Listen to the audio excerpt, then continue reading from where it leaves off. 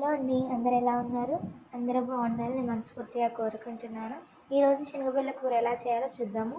ముందుగా ఒక కప్పు శనగపప్పు, ఇంకా కావాల్సిన కూరగాయలు తీసుకుందాము. శనగపప్పుని ఇట్లా కుక్కర్లో 4 విజిల్స్ వరకు ఉడికించుకుందాము.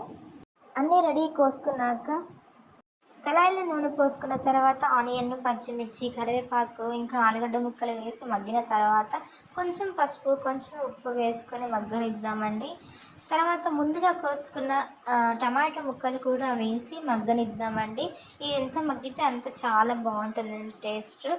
అలాగే ముందుగా ఉడకబెట్టుకున్నాం కదండి మనం పచ్చి శనగపప్పుని, అది ఇందులో వేసి బాగా మగ్గనిద్దామండి.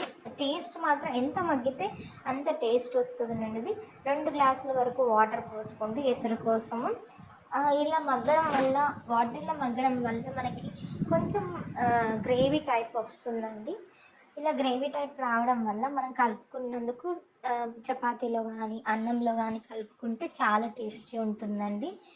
చూడండి ఎంత మగ్గిన తర్వాత చూడండి వాటర్ కొంచెమే వాటర్ ఉంటుందండి, గ్రేవీ టైపు. కొంచెం తగినంత అంటే మీకు నేనైతే 1 టేబుల్ స్పూను కారం వేసానండి. మీ ఇష్టం, కొంచెం ఎక్కువ కావాలంటే కొంచెం ఎక్కువ వేసుకోండి. కారం కొంచెం అటు ఇటు కలిపిన తర్వాత మళ్ళీ కారం అంతా వాటన్నిటికి పట్టే వరకు మగ్గనివ్వండి. లాస్ట్కి గరం మసాలా పొడి వేసుకోండి. అంతేనండి, గుమగుమలాడే శనగబెల్ల కూర రెడీ అయిందండి.